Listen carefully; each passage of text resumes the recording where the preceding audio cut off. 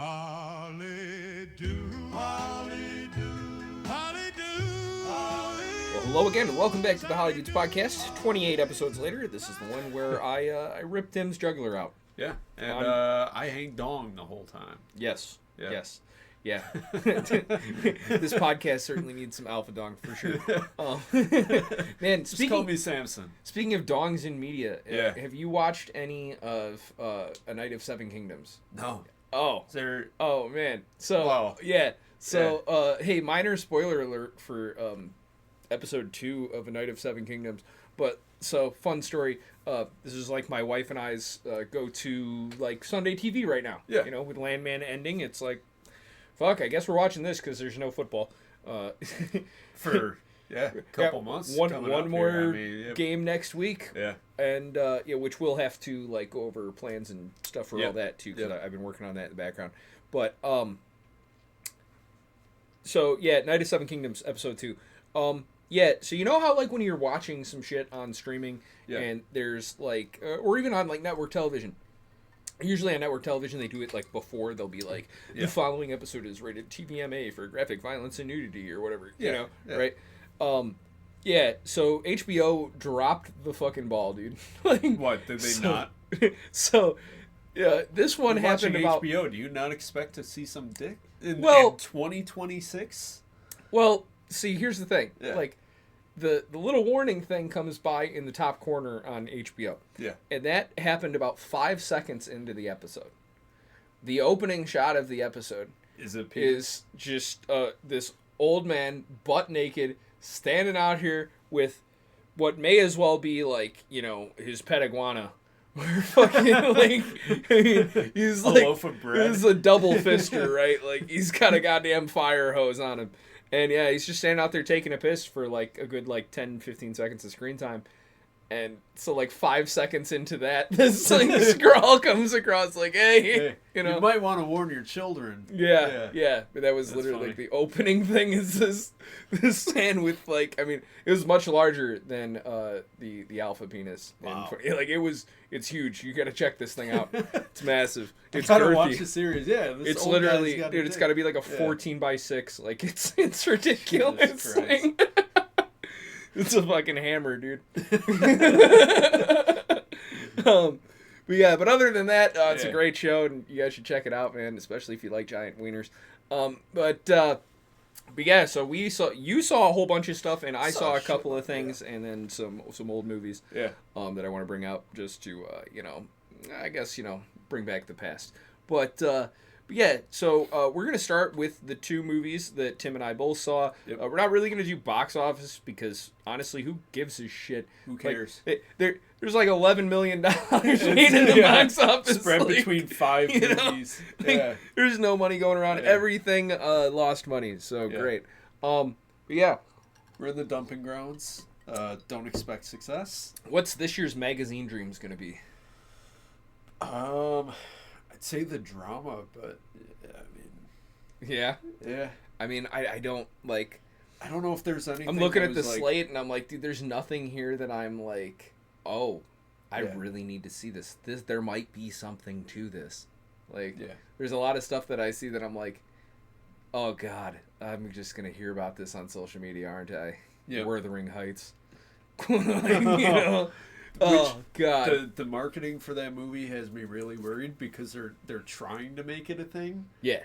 And they're trying really hard, and it's like, we've seen this 3 times in the last 2 years. We saw it with Glenn Powell and Sydney Sweeney. Yep. And Anyone But You. We saw. Yeah, but Anyone But You actually is like a fun little movie. They laid the groundwork, and everything since then has just been annoying. Ariana Grande and Cynthia Erivo for Wicked.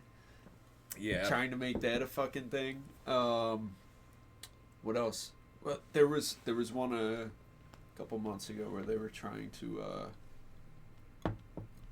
basically elicit a response based on like, oh well, what if they are hooking up? What if they did fall in love here? Who And cares? It's just, who cares? Yeah. Who cares? Yeah. So it's Margot Robbie, right? yeah, Margot Robbie, Jacob Elordi. She's got to be what, like 15 years older than fucking Jacob Elordi too? Yeah. Like, yeah. She's also married, just had a kid, right? Yeah. So I don't buy it. They have no chemistry next to each other in any of these. Jacob Elordi has no chemistry with anyone, dude. Well, like, I have yet to see him in anything where I was like, you are a competent actor, or B, you have the ability to form screen chemistry with literally anything else on screen. Didn't he get a Academy Award nomination for Best Supporting Actor? I think so, yeah.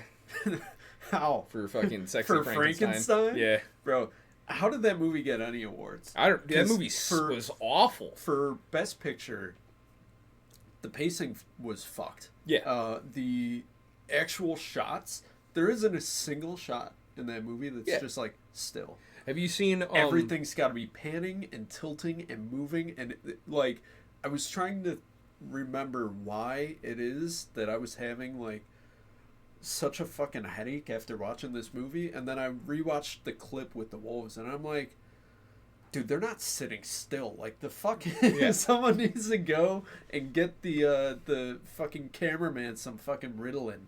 You know, he's just all over the place. And then I'm like, oh, it's every shot in this movie is like flowing, and it's supposed to be dreamlike, but it's not, because it's all cheap CGI. Right. So it just looks shitty. Yeah. Like, it looks like you're trying to hide things. It's kind of like The Wolfman with Benicio del Toro and fucking... Where they're like, oh, if we motion blur it out, it'll be fine. Yeah. And it's like, no, you're just making audiences queasy, dude. Right, right. Have you ever seen, oh, man. Hold on. What movie are we talking about here? Frankenstein. Yes. Yeah. So have you ever seen Sexy Dracula from the 90s with... Bram Stoker's? Yes. No. Yeah. Oh, man. No. Well, one, you should see that. I have it downloaded. I just haven't watched it. Check it out. I've actually... So over the course of like the last week, I've been like downtime giving it a rewatch. Yeah. And, yeah, this is way better. Yeah. Like, I'm watching this, and it's like, yeah, I mean...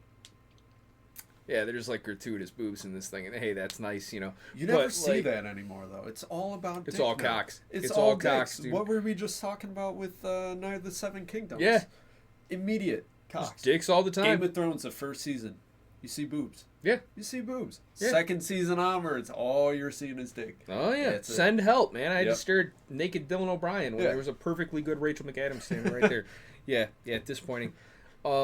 You know, it is very disappointing. I mean, hey, if you're gonna spend the fucking, you know, the nudity in the film, right, and get the R rating, like, you're already rated. Come on, man. You're already rated. You better give something that the audience actually wants to see, not some man ass or some fucking weak dong, bro. Like, come on. That's how. I mean, maybe that's why the dongs have been getting progressively larger, because they're like, man, people are not reacting to all this flaccid cock on the screen. Like, we need to show some giants out here, man. Get people excited. Their arousal meters are low. Yeah, but that one, I mean, it's like, and it's very similar. Like, you watch the two, you're gonna be like, oh yeah, like this is just trying to rip off like a lot of the styling of Bram Stoker's Dracula. And Bram Stoker's Dracula is way better, and it has Gary Oldman as fucking Dracula. Like, come on, gonna be delivering a performance way better than Jacob Elordi. Oh yeah, Jacob Elordi can't act. Like, he's a model. He's a model. Jacob Elordi is like Exhibit 19 that I would use in my Supreme Court argument to repeal the 19th Amendment.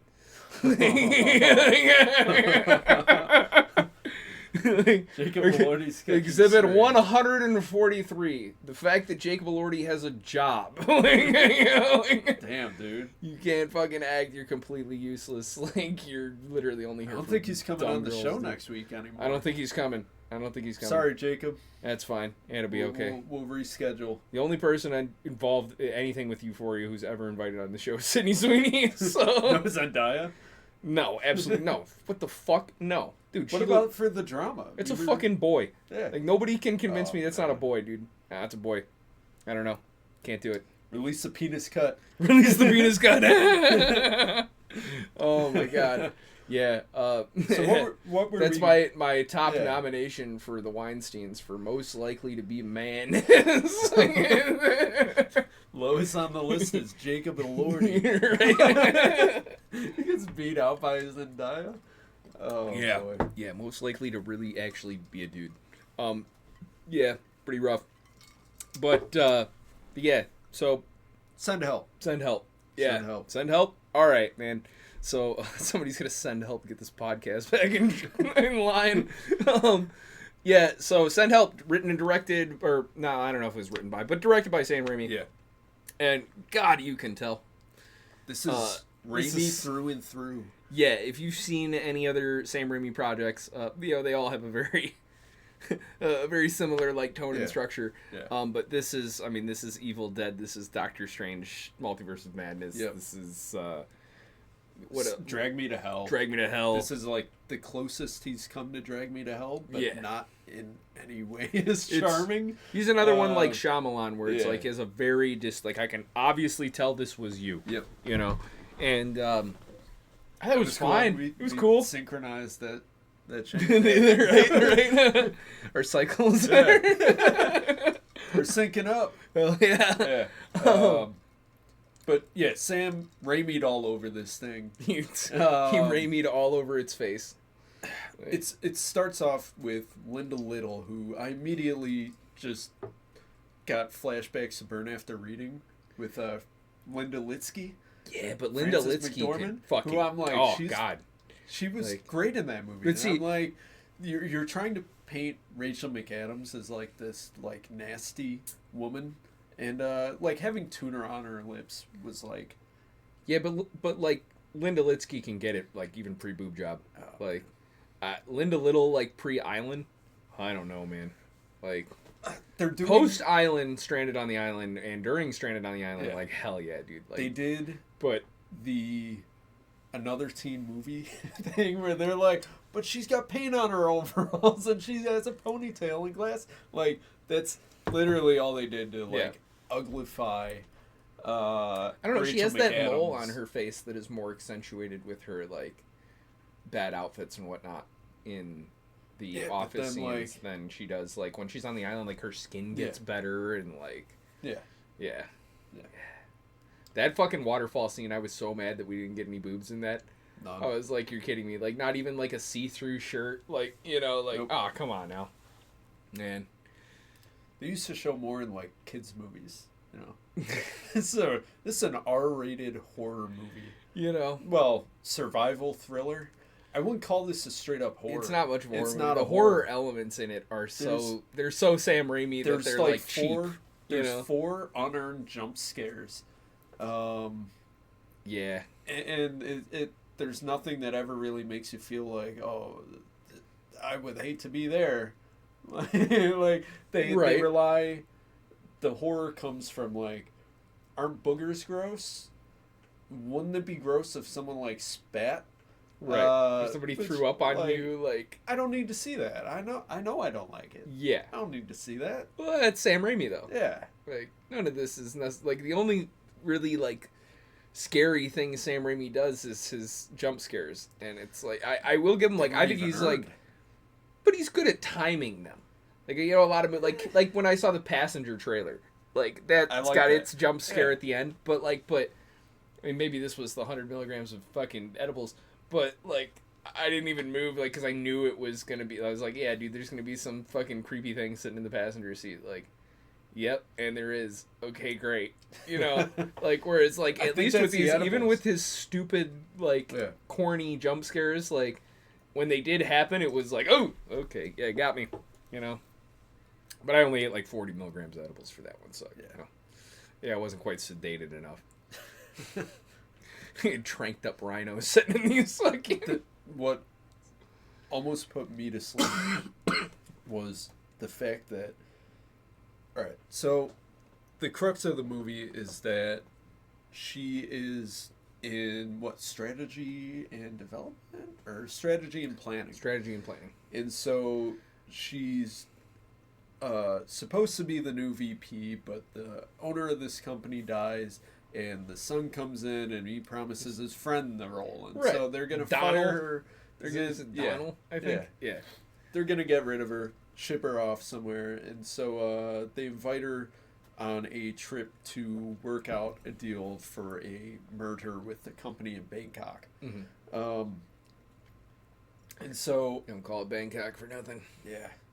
I mean, did you see the way fucking Dylan O'Brien and Donald were looking at each other? Maybe. They were definitely banging what cocks happens in the in fucking... Thailand stays in Thailand, man. I mean, shit. I don't know. Yeah. I think Donald would have survived the plane crash if he wasn't, mile high clubbing Dylan O'Brien prior to the fucking... Yeah, it's true. That's why he didn't have his seatbelt on fast enough, Because he was a pussy. Yeah. Yeah. His butt hurt. He was like, tender sitting down, and so he didn't get clasped in, and then he flew out of the fucking plane. Should have flown with his donut, Man. So... plane crashes. The plane crashes. Only survivor. It doesn't even just crash. It fucking explodes midair. Half the fucking side of the plane comes off. Everybody's getting dragged out of the plane. There's the guy gets hit in the mouth and loses teeth, and then there's just the one girl who's hanging outside the plane duh, I'm dead, woo, spooky dead body. And the other guy, real funny moment though is that Donald guy, his tie gets stuck on this outside of the hole, and so he's smacking his face off of Rachel McAdams window there, and she just lowers the fucking shade. That was hilarious. That was really good.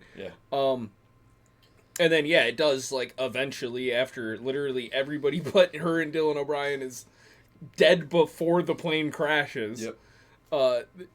Crashes in the ocean, and then she washes up on shore, and eventually he does. And so she's survivalist, she's a big fan of the show Survivor. The nuclear power plant's melting down. Oh shit, it's the sirens, we're all gonna die. It's Cheers. Actually cheers, right? It's actually the your sirens going off in the background if you can hear it or not, but it's the in the little town that I live in, everything is volunteer for emergency services. So kind of cool. They send the siren, and then it summons the troops, right? And you'll just see all these random militia people in pickup trucks running to the wherever the scene is, Kind of cool. But back to send help. So she's a survivalist. Quickly makes herself a shelter. Makes a fire, which she's amazed that making the fire works. And I'm wouldn't you have done this a million times? Right. Why are you yes, it works, I have fire. And this should be second nature to you at this point. No pun intended. But this should come naturally, right? So Dylan O'Brien's got a big ass cut on his leg, so he's immobile for before we move away from the fire. So, and this was my thought with the whole fire thing. And you see her apartment, right? Yep. You see she's got every book in the world, and obviously she knows how to tie any knot. Yeah. Before the plane crashes, on the plane, the dickheads and Dylan O'Brien are watching the video of her auditioning for Survivor. So, obviously she knows how to survive. Yeah. But I've met lots of people who fancy themselves as survivalists, sort of thing. And not a single one of them would be caught dead without paracord and a flint. Yeah. And it's so you didn't have any of that? No? Nope. No? Okay. Right on. Nothing on, no necklace or bracelet or nothing? Nope. Fake fan. Fucking casual. Fucking casual. Poser. Yeah. So that was interesting to me. I was obviously she didn't have her belongings, but again, I've met many of these fucking little losers, and they all have that on them somewhere. Yeah. So I was kind of surprised that, she didn't have anything like that. But except for the magical knife that eventually washes up shore. Spoiler. Magical knife. Not spoiler, yeah. We are kind of in spoilers already at this point. Yeah. We didn't really, ease into this. But, now we're spoiling this thing. Yeah. So, this is what we do on this podcast anyway. If you're here at episode 28 episodes later. We're probably going to talk about the whole thing. So, out of order, by the way. Yeah, out of order. It's going to get interrupted. Oh, yeah, back to her apartment. Oh, yeah. It's going to be incoherent. But, that's what we're here for. Mess. Yeah. So, the movie takes place mostly on this beach, desert island. No one really lives there. There's, I want to say this movie's trying to do like a survival thriller, but none of it is based in reality at all. Like, none of it's really like. A lot of her like survival strategies are. Like the collecting rainwater with the palm leaves, and like the way she makes her shelters, like. But none of it was thrilling. Like none of it's right. I think it was missing a lot of the thriller aspect, and like the fact that you do have a protagonist, whatever. You have a main character, who is so adept at like this specific like conflict that you put them in, makes it like, it's like John Wick but like less action, where it's like, I know he's fine, he's got a bulletproof suit and he's the Baba Yaga, like what if John Wick went to the post office to buy stamps? It's like he doesn't encounter anything there, he's just like ready, like, who cares? So who cares? The like big action scene is like her fighting a horrible CGI boar. It was very CGI, like very bad, like kids animation movie CGI. I mean, minus the gore and the, I was watching it, being like, dude, I'm watching the fucking Minecraft movie right now. Like nothing in here is real. There was some of that. This is all green screen. She's fighting a tennis ball right now. Like. She's fighting Andy Serkis. No amount of CGI boogers and blood is going to make me be like... And you know what's funny is I'm afraid for her. Like, I can't remember whose review it was. I think if it was on Collider or what. I don't know. I don't want to misquote any of that. But, I was reading somebody's review on it. And they were talking about like, have you ever wondered how many fluids can come out of a pig? And it was like, what, blood and snot? Like, okay. That's it. Like that... whatever, like, I mean, was there a lot of blood? Like, sure, but it's a Sam Raimi movie. It's not realistic at all. So I was in a biology lab in college, and this was Bio 210, I believe. We were dissecting a baby pig. Right, baby pig died of natural causes. Natural causes. Yeah. Carbon Spike to the head. asphyxiation. I strangled this gas pig. chamber. Fuck. So, we're dissecting this pig, and my lab partner is an idiot, right? This guy went to school so that he could drink and party with friends. Hell yeah. He cuts right into the small intestine, emptying out all the contents inside of this fucking hollowed out pig. The room filled with the smell of shit. There is people just like gagging and vomiting in the back of the fucking lab because of it. So that right there is how to do gore right? Yeah. Like you don't need to fucking have boogers, like CGI boogers. Like I get that there's PETA is gonna be on scene and shit, but. You could at least do some of it practically, like, come on. But, I mean, we're bitching about it because it's not really our scene. But for people who like Sam Raimi and that, like, style of filmmaking, like, they probably love the shit out of this. Yeah. And if you do like that, like, I think you would. Like, I mean, we obviously, we obviously shit on pretty much every single thing that we see. But... if you are into this, that's literally my whole... That's my favorite segment of her show. Like, Tim likes a thing, and I ruin it for him. Yeah, that's my whole thing. Try to ruin it for me. Well, I'm still working on Bring Her Back. But, I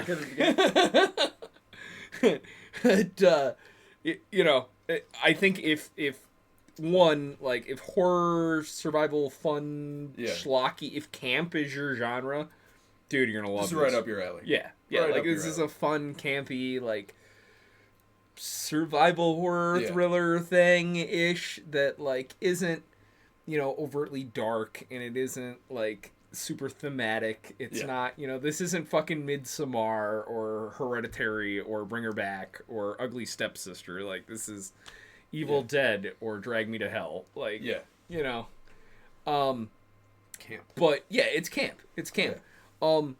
But yeah, so like obviously they don't, necessarily get along now in the new dynamic because he was originally Mr. I'm a piece of shit fucking boss, and now, he relies on her for survival. Right, he's injured in the first bit, and so, he's completely relying on her, and she proves that to him pretty quick by, like, leaving him, and is like, fuck you, like, good luck with this, and he can't even, like, get water, or, like, nothing, know? So, But they have a back and forth because they keep going back to being like, okay, well, I need you and you can trust me, so I'm coming back. And like they keep doing it, and by like the 5th time I'm like, dude, just fucking kill him. like you know why are we doing this? At a certain point she calls him Sweetie. Yeah. And that's the name of her pet bird. And so it's like he is kind of almost like a pet to her. Like she knows that she's the apex predator in this environment, so she's kind of just like, well, I would rather have, a cute male companion than no companion, so I will keep you around. Yeah. Like, and exerting that power over him where he had all this power over her in, like, the real world, But yeah, he does try to escape several times, and we don't have to get into each and every episode of that. But eventually, like, she kind of has enough, and she feeds him like a blue ring octopus to paralyze him. And then my favorite scene of this entire movie, where she's like explaining to him that she's gonna castrate him, and he can't like see anything or like do anything, so he's just like sitting there. And the acting from Dylan O'Brien in that point was really good. That was fun. But then it turns out to be a rat, and I was actually really disappointed when, like... Yeah, I was hoping she would actually go there and, like, fucking do it. Because at this point, this movie was so fucking campy and schlocky, I was like, nah, this was like an hour and a half evolve into at the some movie. point. Yeah, yeah. we still have 30 minutes left, but it's like... we're 90 minutes in, and we've just seen him argue. Oh, yeah. Come on. And a shitty pig. Yeah. Yeah, shitty water and shitty cliffs and everything. Like, there's no weight to any of this, so that's why the survival stuff like doesn't work, because it's like clearly not a real fucking place. It's like there is a very wide variety of perfectly ripe fruits available. Like that. They survived for like a month. Yeah. Come on, dude. And she's like, after a while, I mean, she doesn't want to leave, and he's like, nah, get me the fuck out of here, and that's kind of the source of tension, But then you kind of find out that she's been actively thwarting their, like, numerous attempts to get off, like, opportunities to get off this island. Like, boats have come by, and she's, like, hid, and, like... Then, eventually we get to kind of the big turning event of this movie. Where... Dylan O'Brien's little like trophy fiance and some random like do-gooder see Rachel McAdams on the island, and they're like, oh my gosh, we've been looking for you, like take me to Dylan O'Brien. And she's like, oh fuck, okay, he's right over here, like not acting suspicious at all. If I come across this and someone's like, oh yeah, just follow me, I need to keep my mangoes. Fucking way, like handcuff her right now to the boat. I'm yelling this guy's name immediately just to like get a sense of, is he still alive? Can I sense his presence? Can he sense mine? Because like the most shady acting from Rachel McAdams possible. So they're going around this cliff, and she just like steps off, and the ground collapses, and she's hanging, and the do-gooder goes to try to pull her up, and Charlie Do-gooder. Charlie Do-gooder, the Thai boat captain, is trying to help up the fiance from falling, and he gets whacked over the head with the rock, and both of them tumble down to their death. Yeah, and then, she comes back, and she's, like, kind of looking all guilty and shit, and he's just like, oh, okay, like, I wonder what's wrong with her, know? And then, eventually, like, while walking the shore, he, like, finds her the dead corpse of his fiance. The ring, just, the hand is sticking out of the course, sand. like, just, like, Evil Dead, And then he, steals her knife and figures out, like, I think she, had something to do with this, which is completely, like, just a fucking, like... Who else would be responsible, first of all? But, like, you see her body Yeah. washed up on shore with, like, all you see is her hand sticking Yeah. out, and you just automatically leap to, like, she murdered her. Like, not that, like, maybe her boat fucking, capsized or something. Like, No. that would make way more sense. Like, Nope. but no, the No. random lady I'm There's on only this, one other person on the island. She's got to know something. she has to be murdered. She's right, got to know right. something. Yeah, sure. So, Yeah. so they have, like, a final showdown, and they fight, and all this, and there's a nasty eye gouging scene that I definitely didn't need to see. Oh, yeah. It's pretty gross. But eventually, like, so while she was, like, kind of showing him around the island, she was like, over here. Don't ever go over here. There's, like, Yeah. all these thorns and shit over It's here. all Like, poisonous. it's all bad. Yeah. Don't go over there. So what does he do? He runs over there, right? And turns out there's, like, a giant fucking mansion on this island. Somebody lives here, and he goes in the house, but, like, ta-da, she already knew about all that. Where do you think the knife came from?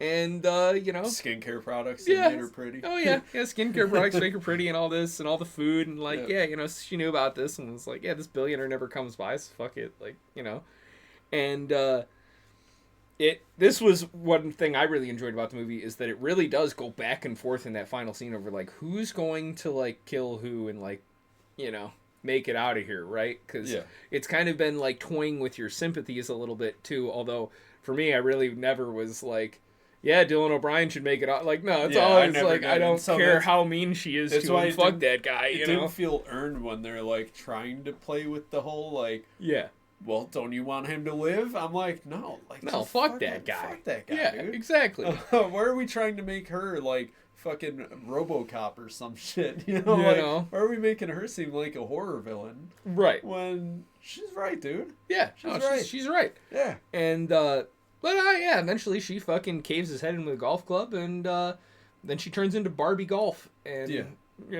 like the movie ends like that's it. I was expecting another jump scare. Yeah, at the very end, just because like Drag Me to Hell ended the same way, pretty much. And for it to be like, oh no, she went fucking. I thought the crazy car was gonna crash. Yeah, like, I thought she was definitely gonna crash the car and like go through the windshield all fucked up, and then like movie end. You remember the car commercial, like jump scare video from like, God, now almost 20 years ago? I don't know. Oh, I don't want to see it. I'm good. All right. No, I'm good. All good. Right. I don't like jump scares. It's like a car commercial where a car's going down this like green mountain road, and then a zombie jump scare. Oh, Jesus. Yeah. It's for like some German coffee commercial. I don't know how it aired over there, but yeah, that's what I was expecting there, and it like wasn't. No, it just ends like the end of the Barbie movie. Like, she's just like, "Hi, I'm good, bye." Yeah. And then movie over. No poster mid credit, so that was it. Yeah. But I mean, overall, like again, like if you like Raimi, I thought it was fine. Yeah. I really like Cabin in the Woods, so this was like close to that sort of like vibe, I guess. Cabin in the Woods. That wasn't Sam Raimi, though, No, it's not Sam Raimi. Okay, yeah. No, it's fucking dickhead from DC. James Gunn. Was it James Gunn? I believe so. I don't think it was James Gunn. I'm pretty sure. I thought it was Cabin in the Woods. Cabin in the Woods is James Gunn? Is it? I don't know. I thought it was This is the perk of having Drew Goddard. Oh, well, maybe I was totally wrong. Yeah. Huh. I don't know. Yeah, he did Bad Times at the El Royale. Project Hail Mary. Yeah. I don't know why I thought it was James Gunn. I don't know. Either way. Seems gunny. But yeah, that was, so I thought it was fun. Yeah. But, like, I'm not a Sam Raimi fan, so, like, a lot of the Sam Raimi stuff I can do without. Yeah. Like, that's the whole movie, he though. ruined it's all Sam Doctor Raimi, Strange for me. dude. Like, it's all Raimi. Yeah, it is a very Raimi film. It's definitely not one that I'm going to, like, go out of my way to watch again. But it was fun enough. Even Doctor Strange ended with like a jump scare sort of thing with the fucking third eye and screaming. It was bad. Yeah. Well, that's how it ended. So that's why I'm expecting like her driving down the Pacific Coast Highway or some shit. And I'm like, Something's gonna fucking Just gonna get a jump Final out. Destination. I'm like, fucking at log this truck point, in front of him. we are 4 unearned jump scares into the movie. Yeah. Why not throw in another one to get people jumping out of their seats and out of this fucking Right. theater? And it No. didn't happen. I'm like, No. oh, all right. No, Yeah. why not? You know, It's January horror, man. January horror. January horror. Well, you want to take a quick break and then we'll talk about the next January horror-esque sort of thing that we both saw. Yeah, let's do it. Hell yeah. All right, number 2, Iron Lung. Iron Lung. Iron Lung. Iron Hell yeah. Lung. So, You got popcorn lung going on right now. I know, man. I'm working on it. I'm working on it one step at a time. So Iron Lung is written, directed, and starring YouTuber Markiplier. Markiplier, also known as Mark Fishback. Yes, no one calls him that though. It's like Filthy Frank trying to be serious. Yeah. Right. What was his fucking? He did his little rap thing. Joji. Yeah. Stupid. Yeah. Stupid. Joji's got a couple of hits though. I never watched any of his videos to begin with, but His videos are fucking hilarious. Like the Filthy Frank shit's hilarious. The Joji stuff is meh. yeah. Yeah. It's what happens when you try to take yourself seriously. You know, or you could just talk about cocks on a podcast. Yeah. Hell yeah. There's no evolving from here. Right. So, Markiplier made a full-length movie, based on God, was it full length? Yeah. It's fucking lengthy. Yeah. Yeah, this thing was, this was a watch. Yeah. Yeah. Can I jump to like the very end where I say that this should have been 45 minutes long? Oh, right off the bat. Yes. This- This should have been 45 minutes. that's the It biggest would have been takeaway. a great 45-minute movie. Hell, dude, if I saw this as Yeah. a 45-minute short, I would be like, dude, yes, this is fucking badass. Keep doing what you're doing. What Hell yeah. constitutes a feature length from a short? Would the short still be... I feel like 45 minutes should be... I think it has to be like over an hour long. He could have made it an hour and 2 minutes. Honestly, Just, you know? Yeah. Yeah. Like this is... Woo.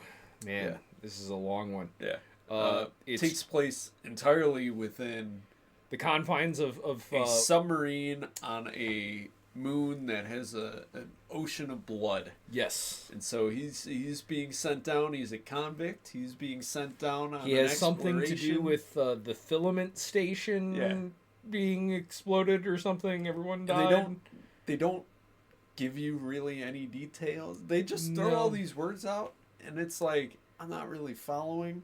Right. All Like right. kind of by the end, you start to get at least an Yeah. idea of who he is. Yeah. But you still don't really understand, like, Or you know, care.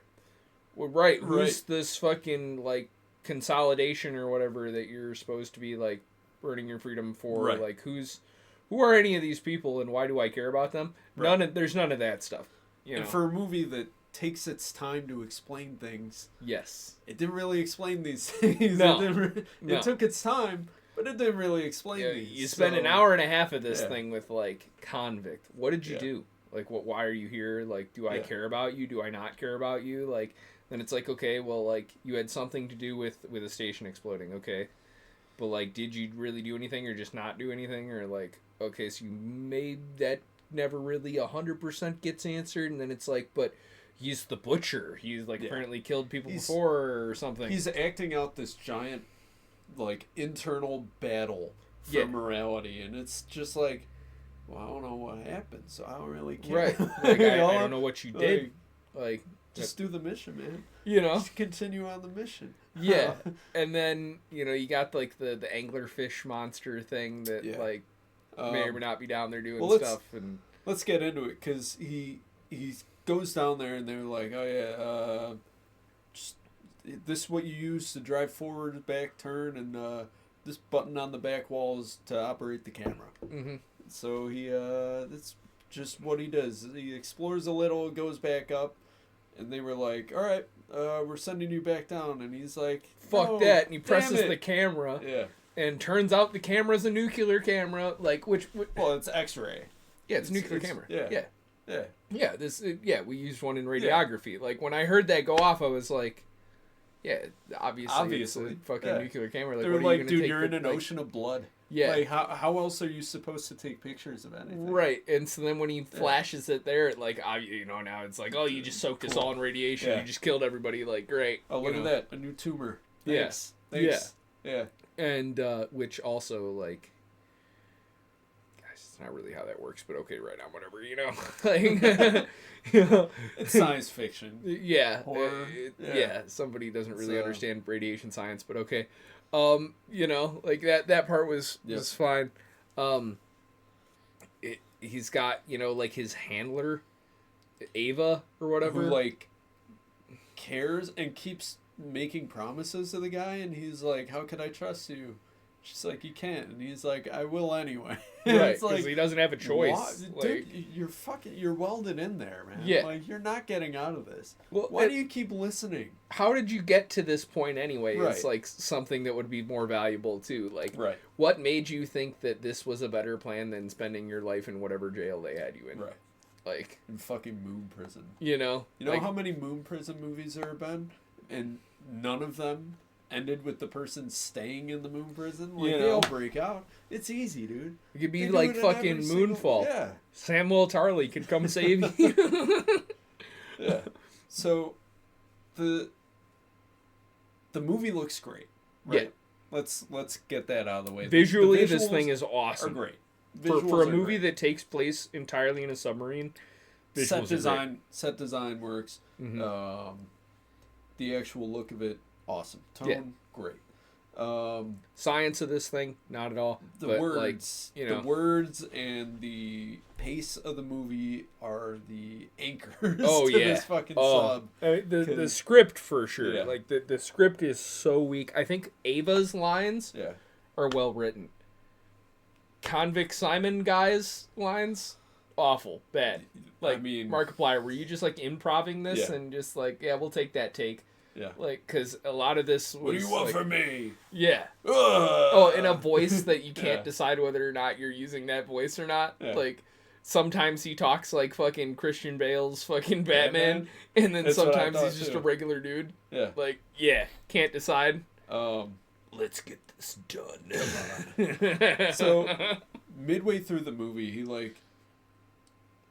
he's going down there, and he becomes untethered from the station. Mm-hmm. And so he like panics and drinks isopropyl alcohol. Yeah. And gets drunk and like visualizes being separated from this submarine by this like anglerfish looking blood lake deity sort of thing, and like then it shows him the fucking Eye of Sauron, and he's... apparently this is the being responsible for the stars disappearing and life going away. And it's like an anglerfish with a skull on its head. So I watched this scene and I'm like, oh, that's a cool way to end the movie. Like that is cool. There's an hour left. There's an hour left. There's this thing. Hour. I checked my watch. I checked my watch at that. I'm like, oh shit, that wasn't that bad. Oh no, I will say this movie 100% failed the watch test because I checked my watch and in only 11 minutes had passed. It was not the worst movie that I've seen for that. Yeah. I watched a couple others that were, oh man. There was one that I watched and I sent you a Snapchat from it. I was 3 minutes in. Yeah. And checking my watch. I was 3 minutes into this movie, including the... Wait a minute, what time is it? Oh, God. Oh, Jesus. Yeah. I was like, how much do I have left? Oh, my God. Yeah. So this one... I think I'm actually going to watch another fabled watch checker from last year tonight as my Sunday night entertainment. Which would that be? Materialist. Okay. Yeah. Yeah. Yeah, if my wife's up to it, I've been meaning to rewatch that thing. I think you'll be checking your watch more the second time over. Honestly, I'll probably look up and the credits will be rolling because the servers for Raid reset at 6 o'clock, so I'll be busy. It's usually how it goes. A server reset happens and then I look up and it's like, oh my God, it's 10:30 at night. Fuck. I missed the entire evening. This is how he watches all his movies, by the way. This expert you're getting advice from. Dude, like, it's rough when I see, like, a 7 o'clock, because it's like, okay, man, I have to, like, power hour at fucking 6 o'clock, or I have to like spend and then figure out the time math so that like all my energies and things will reload right when the movie ends so that I can get home, get home, do that. Yeah. But well, it's usually not even get home. It's usually like sitting in my seat, credits are rolling. Okay, set this up, put it in my pocket, walk out, and then it just rolls while I'm driving home, and then I get home and then spend another 3 hours doing this. And it's a fucking labor-intensive game, man. Addicted. I am addicted. It's very intensive. You either need to spend every waking moment of your day or a lot of money. Yeah. So, I'm surprised I didn't see any phones come out during Iron Lung in that second half. I had my phone The out. second half just drags, dude. Yeah. It just drags. I was one of those fucking guys, dude. I was sitting in like the third row, and then there's like a group of teenagers, like 4 or 5 rows behind me. My theater was packed. And every time I poked my phone out, I could hear somebody going, back there. And I was like, dude, I don't care. This is a 2-hour plus fucking movie, man. You could get fully a dude. Oh, God, yeah, man. It was... I accosted a young man who kept pulling his phone out during Joker Fully a Do. And, should just let him watch I the should movie. I should have let him. Let him watch it. It's a worse punishment than anything we could have done to him. Well, I was pissed because I'm like, dude, we're like 15 minutes in, and this kid keeps pulling his phone out to go and scroll, and I'm like, I would have been more interested. Should have pulled your watching phone out his feed. Yeah, you know, God, that was a bad movie. It was bad, but this one, like, again, we're shitting on it for being boring in the second half, but it's still like. And this is a first time effort. This is a solid first time effort. Well done. Well done. Good job. I'm gonna see much worse things in the coming weeks from people who have made a dozen movies. Yes. And I think that's what his next step should be, is partnering with someone who's done that dozen movies. Yes. You know, like, fuck it. Him and Sam Raimi can team up on the next one. He'll keep Raimi in check. Because, like, stylistically... I don't want him and Sam Raimi. I don't want Sam Raimi, like, the only place I want Sam Raimi is on the same plane or submarine as fucking M. Night Shyamalan. driven by fucking, who's the girl who just directed fucking 28 Years Later, Bone Temple? Nia DaCosta? Nia DaCosta? Yes, Titan 2. Fucking... Wow. Wow. Oh, man. Yeah, that would help a lot of things out, I think. But, I think so. Yeah. No, yeah, I don't know. I think he would be great with, like, a Soderbergh. You know? Yeah. Like... Von Trier. Oh, God, dude. Can you imagine Markiplier, like, as the protagonist in, like, a Lars von Trier movie? Like, it'd be horrible.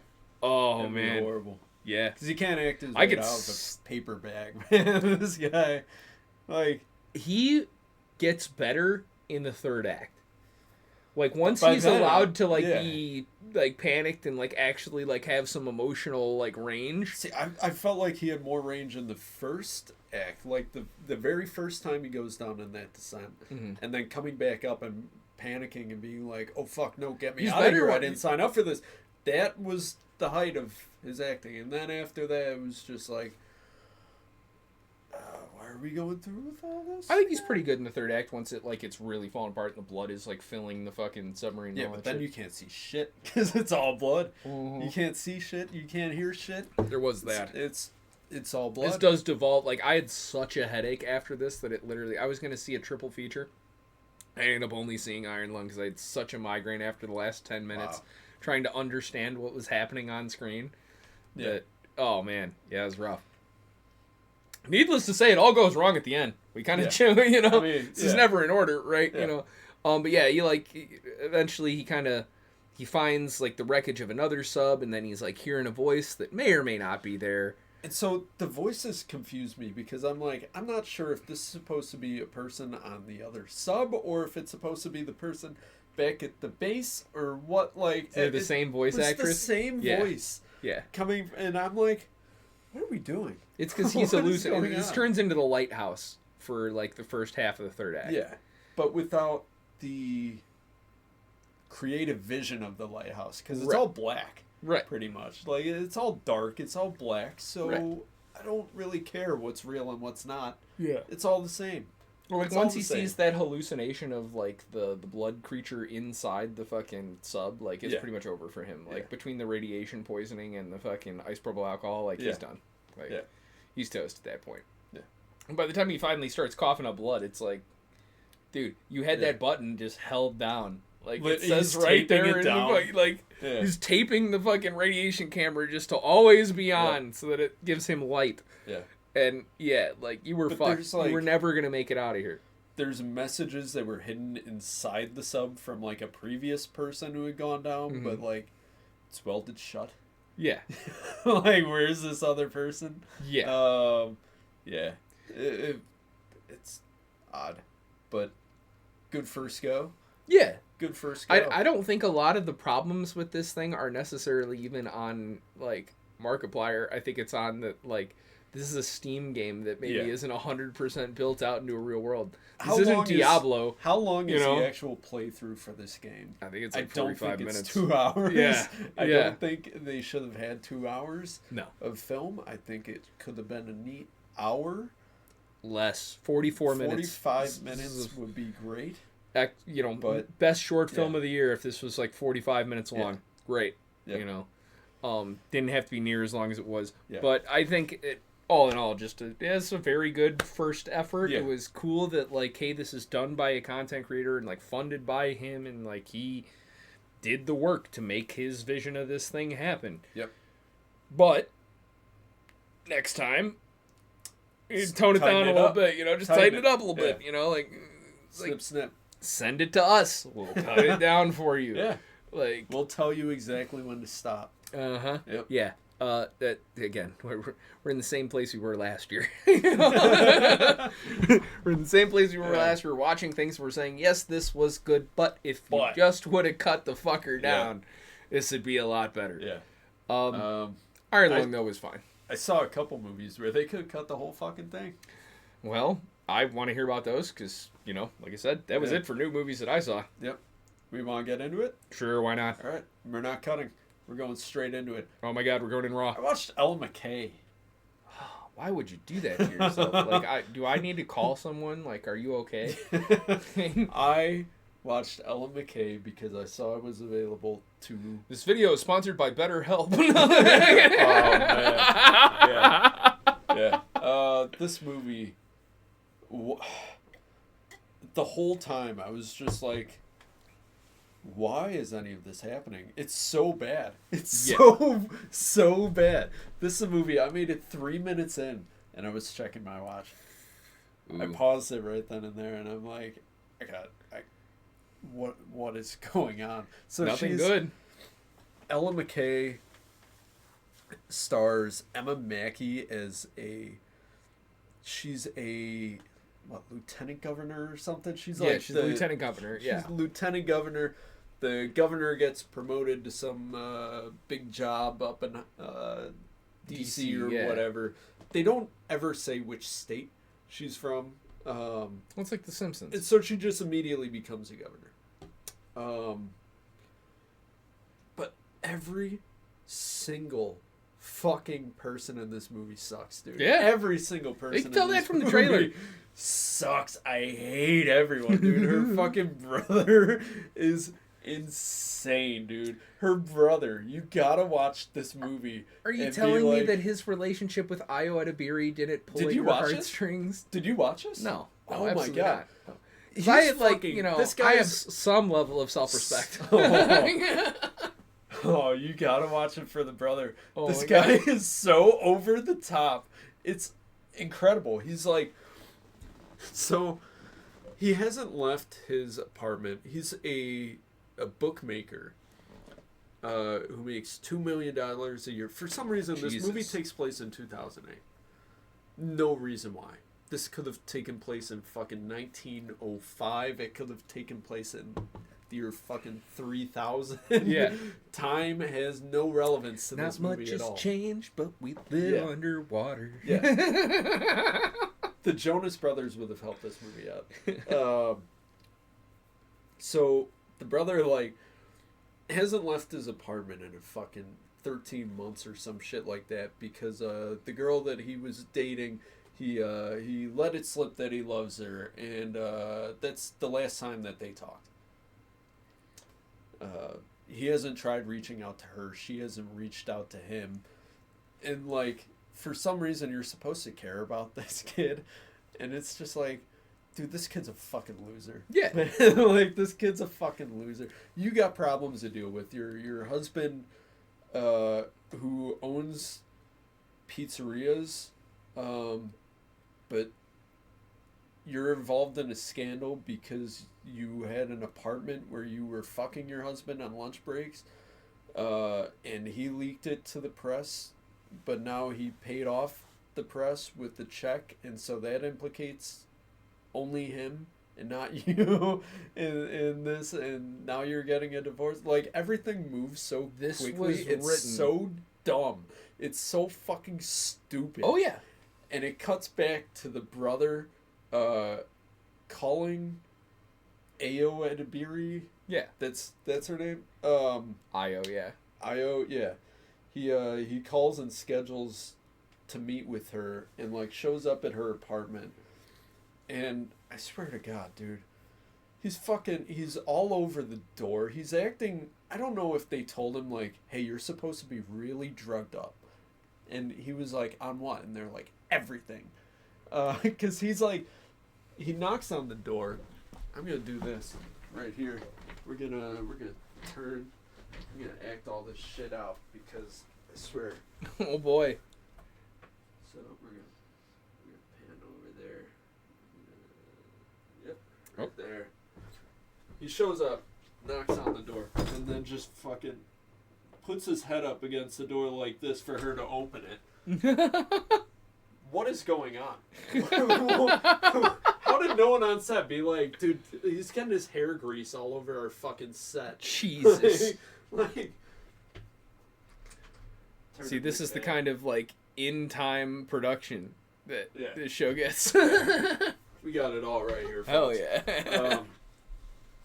And the whole time, she's, like, clearly not comfortable with this guy being in her apartment. And he keeps, like, jumping up and, like, being all over the top and then sitting back down and, like, sulking and shit like that. And she's, like, trying to get out of the apartment. And then he's like, I want to know if you'll go out with me. She's like, yes. And I'm like, what the fuck? Why? No. Like, dude, get this guy out of your fucking apartment right now. Right, dude. Call the fucking police. Get a restraining order. Cops. What is going on? I was losing my fucking mind with this movie, dude. It's so bad. This movie was made for, like, fucking Brown University moms.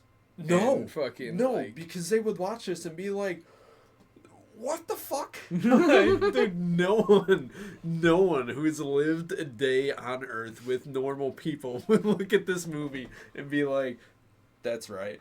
Her dad, Woody Harrelson, keeps trying to show back up in her life. And he, like, cheated on the mom, who's played by your favorite Rebecca Hall.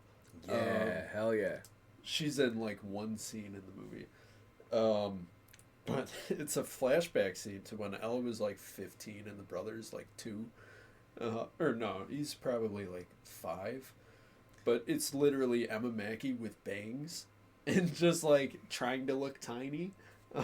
Of course it is. Of course it is. All the acting in this movie is so bad. It ranges from being over the top, like, super high energy, like, stage play to being like, dude, they were half asleep when they filmed this. Like, they're not awake right now. Like, someone fucking wake them up.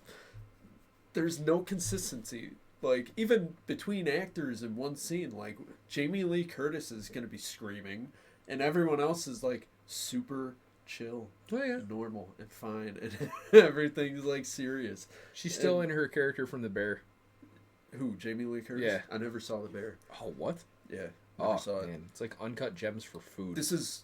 Jamie Lee Curtis has to be stopped, dude. Between Halloween Kills...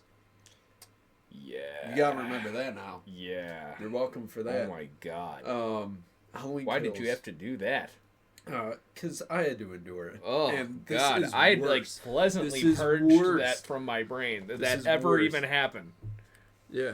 I was all the way back at fucking H2O was the last Halloween movie. You gotta remember the Rob Zombie shit, too. Now. I would literally, this was a long-term purge. There was a lot of alcohol involved in this, right? Yeah, Jamie Lee Curtis You owe me has for no every business. bar tab spent for getting that movie. Shit. All right, let me break out the wallet. So, she's so bad in this. She's like this overbearing aunt. But don't you need like a good scream with your aunt sometimes? No. What do you mean no? No, I don't need to watch this. I don't need to live But this the trailer says like that should be a relatable moment. That's fun for the audience to see an You need old to woman scream. and a young lady scream at each Yeah, other. you need to let it all out, girl. Mm-hmm. You got too much stress. Just scream about it. That doesn't help at all. Like the whole every scene is like they're trying to make Ella seem like she's a dork. but it's just like she's advocating for like free lunches for kids. And they're like, she's way too radical to have here. Too Like, radical. This child is gonna come in and be the governor for 12 days? Not on my watch. Like, Oh my god. like, dude, this movie fucking sucks. What else other than Woody Harrelson? This was this. I may 'Cause not Woody have seen Harrelson- this, but Yeah. this is Exhibit 42 on my repeal the 19th yeah. case. So It should be Exhibit 1. This is like, if you saw this movie, you would. Well, first, James Brooks. Get Your the Honor, fuck I would out, like dude. to present you James Ella Brooks McKay. needs to be fired into the sun for this shit, dude. How did this movie get made? Have you ever seen Family Guy? I mean, he is kind of a villain. Family Guy? I thought it was Simpsons. I thought he was James Brooks in no, I think he's in both. Simpsons. He's in both. Oh shit. No, No, yeah. you're thinking James Woods. James Woods. Yes, James that's L. who I'm Brooks thinking is the director of this. He directed the Simpsons movie. of. Oh man. He should not ever work in Hollywood again. I'm calling Ever. ice. Never. Yes. Please deport James L. Brooks. This guy's a piece of shit. He ruined 2 hours of my life. And for that, he should spend the rest of his days in Venezuela. Yeah, fair enough. Fair enough. I support that. Hell yeah. Yeah, she becomes governor. That's it. That's I fucking know it. there's- She's got like a scandal with her husband. And, Yeah. oh, and like Because her security he guard. just wants like the power. Yeah, Not, like her security is Kumail Nanjiani. Of course. He's like State Police Officer Nash, and he's just always there for her and always doing. And I'm like, are they gonna fucking try setting these two up? Yeah. As being like We a need an couple? interracial They don't relationship even in this fucking- thing. They don't even do that. Like, he's just simping for her for no fucking reason. Oh, Like, boy. he doesn't even get his dick wet. Jeez. Like, bro, come on. That's What okay. what are we doing here? What are we doing? There's all these flashbacks to when she was a teenager, but like none of it holds any weight whatsoever because it's just like Steve Buscemi showing up with the backwards hat or Jigsaw Yeah. wearing the Hello, backwards hat. fellow kids. Yeah. It's just bad, man. No one Well, should we watch know it's bad this from the movie. fact that this was like the biggest bomb of 2025. And it deserved to be. Yeah. That was a bad year for movies, as we Bad saw year by for our tier list. Yes. Very bad year for movies. I think so far And this year is like Ellen doing McKay- pretty okay. Ella McKay belongs on a lower tier than all of those. I would watch The Strangers. That's why it Chapter 2, was the fucking shit tier. Like, but it needs to be lower than that. I want boy. a new tier. 2 new tiers actually. I need one separating that from the rest of the absolute shit that I watched last year. this is a because whole this other was- layer of This hell. movie made me hate again. All right? Oh no. This Oh, movie no. put me on watch lists Good. because I'm a fucking. Like, We need it more pushed help. Me off that bad. So yeah, don't watch Ella McKay. There's another movie I watched that pissed me off. I'll jump right into that. I watched it last night. It's Melania. Oh boy. Melania. Right. It's We a say documentary. We say I don't want to get deported. We'll be talking bad I don't about give a this fuck. fucking You're thing. coming with me, man. I'm not going anywhere. I'm a red-blooded American. Goddammit. Yeah. There's the reason why it pisses me off is because I'm a red-blooded American. Listen to this Somali sympathizer over here. So, yeah. Directed by a close associate of Jeffrey Epstein and Benjamin Netanyahu, Oh, yeah. Brett Ratner. Yeah. Everyone loves Brett Ratner, Yeah, right? he's like a whole piece of shit. Yeah. So, like, back in 2025, he was, pictures were released of the Epstein files of him with the close associate of Epstein, and everyone's like, oh, that definitely ties him in. He also, back in 2017, had 7 women credibly accuse him in the media of sexual assault, and amongst a bunch of other shit. Elliot Page said that he was responsible for outing them or him on a film set when he was a teenager, and like a bunch of different witnesses to that. So yeah, just a notable piece of shit. Just this past weekend, more Epstein files were released, and this one features pictures of him chumming it up with his pal Jeff and a couple of underage girls. So yeah, not great. These not a great look. victims were immediately overshadowed by this movie's release. Mm-hmm. Fuck this guy. Yeah. This whole movie takes place. It starts on January 6th of 2020, right? 14 days before the inauguration. They'll mention January 6th, 2020. Or, no, this was 2024. 2025. January 6th, 2025. I stand corrected. So this before Trump takes office for his second term. Okay. Like 2 weeks before he takes office. So this is a quick fucking turnaround on this bad boy, huh? Oh, yeah. Yeah. Well, it's been a year. It has been a year. It's been a year, people. You got 3 more. Oh my God. So, yeah, strap in. This fucking Strap movie in and strap on, ladies. This does not touch on January 6th, 2021. It does not touch on the Epstein list or files or anything like that. Melania doesn't want her image associated with any of that. All right, but what is she associating her image with? Because the whole movie, she talks about how she's a wants fashion to do great icon. things. That's all this movie is, dude. It's her building a dress. Yeah. She's just like conferring She with wants her, to be an icon. This with is her stylist. the devil wears whatever the hell Melania wears. Like, yeah, you know. that's all it is, dude. She designs a dress. She designs a coat. It's so funny because I haven't even seen this, goes but to like the ball.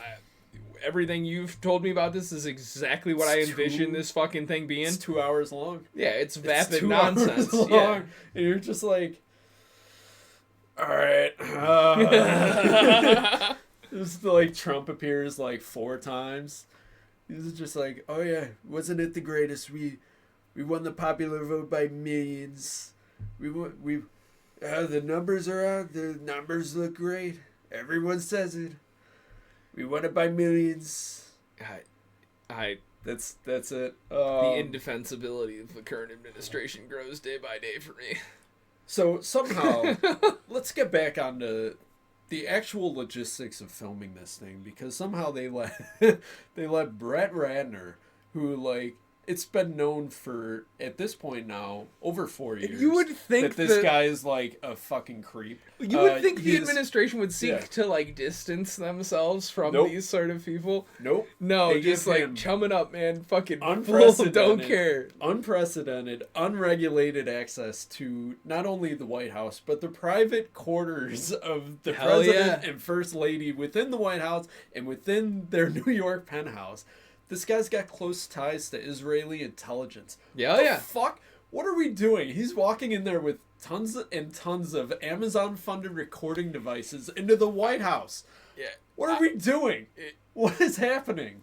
Dude, I don't have like a This movie was the biggest logic horror for any movie of that this I've anymore. seen because it's playing out in real time, and I'm just like, Bro, they have access to every single private conversation that was held by the president or his wife or his cabinet forever. Yeah. This guy, Brett Ratner, who's been called a close personal friend of Benjamin Netanyahu. Mm-hmm. What? A whole bad guy. What? Yeah. I'm watching this movie just like shaking and biting my nails, being like, oh, we're fucked. We're fucked. Like, if they didn't have any dirt on Trump before, they got him now. Like, even though he's all over the fucking Epstein list. God, it's just... this country's run by a bunch of fucking pedophiles, man. Every country's run by a bunch of pedophiles, apparently. If they aren't pedophiles themselves, then they're, like, close friends of pedophiles. Yeah. And, like, the whole time they're, like... Is it any wonder that Melania's talking about a dress, and I'm like, dude, kill him. Kill him. Kill him. Secret Service agent. Like, when is this cameraman gonna fucking like move too quickly and get popped? Like, that's what I'm hoping for. But fuck, it's just an unserious fucking administration. Like at a certain point, there's got to be some integrity here, right? There's got to be some integrity. Someone's got to be like, let's rethink this. Let's shelve this. Because, like, they show that there's, like, the logistics of her moving around or going anywhere, like, dude, they gotta shut down blocks. Yeah. They gotta shut down, like, have perimeters set up everywhere for fucking miles just for her to, like, walk down to a church to light a candle for her mother who had passed a year prior. Like, they show the grand scale of security, and yet you have this fucking creep who's like got ties to Israeli intelligence. It's just like hanging out with the president in the bedroom. Why not? In the fucking kitchenette leading up to their fucking like bedroom. Like, what the fuck? Who let this guy in? How is he getting in? Biden's administration, immigration policies. This wasn't Biden though. Like, he's walking around with the Trumps. So how are you going to claim that you're like anti-pedophile, but also like supporting the current administration? It's not possible. You can't do it. You can't do it. It's a wild fucking time we live in, man. Like, we don't have enough rope, Steve. No, we don't have enough rope. No, and apparently it would cost $1 million since fucking twine cost $9. Well, you know what they spent? They spent most of the budget of this movie on the fucking soundtrack, because it's literally just like, remember when Suicide Squad came out in 2016? And it was all like needle drops. One song into another song into another song. Yeah, it's that, but it's like fucking Motown, and they have Melania singing Billie Jean, like awkwardly, like she's not comfortable with Gal Gadot in it. Yeah, she's clearly not comfortable with it. Excellent. But like going along, and this like after she meets with a woman who was held captive on October 7th, and like she's advocating for her husband to be released. She's like crying. Melania walks out and is like cheekboning it up, like mewing out on the street, and they're like, let's start singing Billie Jean. Come on, bro. She like goes through the fucking, like, if you wanted to humanize her, you shouldn't have the opening scene be her like walking into an apartment carved out of fucking gold. Like, this thing is pure fucking gold, dude. This is 24K. Like, just her fucking strutting around and being like, this is the most important thing I've ever done. This jacket's shoulders right here are too square. This hat, yeah, see how this rim isn't like, this is a little smooth? Yeah, I want sharp. Like, I want a sharp hat. It's like, you look like Carmen Sandiego. I'm sorry. I still would. But you look like Carmen Sandiego right now. Like, ease up. I don't know. It's just a bad movie. You ain't gotta get that worked up about it. Just 2 hours of like watching a woman be like, yeah, I like this fabric. Yeah. Come on. See, all we did was talk about this stupid fucking First Lady's documentary, and it devolved into fucking political nonsense. How can it not be political? That's the best part, is like the people who are giving it negative reviews, they're being met with like, well, you just don't like it because of its politics. It's like, well, they're not wrong. It is politics, man. Yeah. We're talking about the First Lady. And so I'm still not voting for Gavin Newsom. the craziest JB thing. Pritzker. The craziest thing is like the epilogue starts playing, and it's just like, oh yeah, since coming in, she's worked with Putin to like release a bunch of hostages from Russia and Ukraine. Like she's worked on this, she's worked on that. It's just like a full list of like everything that she's done, like within her capacity as first lady, that's like actually like meaningful. Mm-hmm. But you just watch 2 hours of her like getting ready for a ball. Yeah. You know, like she gets ready for. But a text the scroll dress. said that she did all these other Right. things. But like it's like this the important thing, because like she's got the inauguration, she's got the Commander-in-Chief ball, she's got the All-Stars ball, and then she's got the fucking Illuminati fucking cable pedophile ball. So she just goes to a lot of balls. She has a lot of balls in her hands. Yes, she's a magnificent ball handler. Immaculate ball handler. Fantastic ball handling. Way to the top. Hell yeah. Yeah, that's it. Melania. She's got a soft touch to those Yeah, balls. She fucking fondles some balls and lets pedos into the White House. And Melania! boo. This movie fucking sucked, dude. It's not very patriotic of This you. movie sucked. Getting on a list. For standing up for American principles. Oh Fuck my you. god. Fuck you. This movie pissed me off. Oh, yeah. Well, my American principle is to make sure that my chicken soup doesn't burn, so how about we take a quick Yeah, break, let's and then we'll take a talk break. about the next thing. All right, you godless commie. Let's get back to these movies. You All right. badmouth my administration so much. Yeah. Listen here, the beatings are going to continue until morale improves, all right? Sure. We're toughen up. As long as we're not beating kids. Yeah. Well, I got like a list of movies, just a rapid fire, because I'm like, this would be a 3-hour episode if I went into everything I saw. So, yeah, without much further ado, let's start with As long as it's not folly, I do. It's fine. Song Sung Blue. This is the Hugh Jackman, was it Jennifer Hudson? No, it's Kate Hudson. Kate Hudson. Kate Hudson. It's the White Hudson. Yes. Yeah. They both sing, all right? They do both sing. You can't confuse me with that. So, hell of a movie. The only problem is nothing good ever happens to these people, man. No. It's just one tragedy after another. Oh my Don't God. watch this movie if you want a lighthearted, fun movie singing Neil Diamond, like fun shit. No, that's not this, baby. Honestly, They- like, I they just have- can't do this because if Yeah. I have to listen to Sweet Caroline, like, of They my play, own free like, volition, twice. I'll kill myself. Um, I can't do it. I have yeah. to hear this bullshit, like, every time I go to the grocery store. I'm good. Hugh Jackman and White Hudson, great dude. White Hudson gives an awesome performance. Like she has an That's incident just her that new name relies now. on that leaves her dependent on pain medication, and so like she starts going through the signs of addiction for that. And like, dude, killer performance. Better than Killer The Rock fucking in the performance. in the Smashing Yes. Machine. Yes. So That was like yeah. the worst portrayal of She, addiction I've ever seen in my life. Aside from the scene with Ryan Bader in the hospital, yeah, I still hate. Even then, like, that sucked. Yeah. Like, that was. it was I believed Ryan Bader's performance. I didn't which believe is crazy The Rock's, because yeah, you know, one of them's got a lot more brain damage than the other. So yeah, that great movie, but not one to watch if you want like a happy, No. you know, like a positive. It's blue. Yeah, you know. it's sung very. How many blue. movies with blue in the title do you know of that like go well for the people involved? Well, certainly not the other one, Blue Moon, that I saw.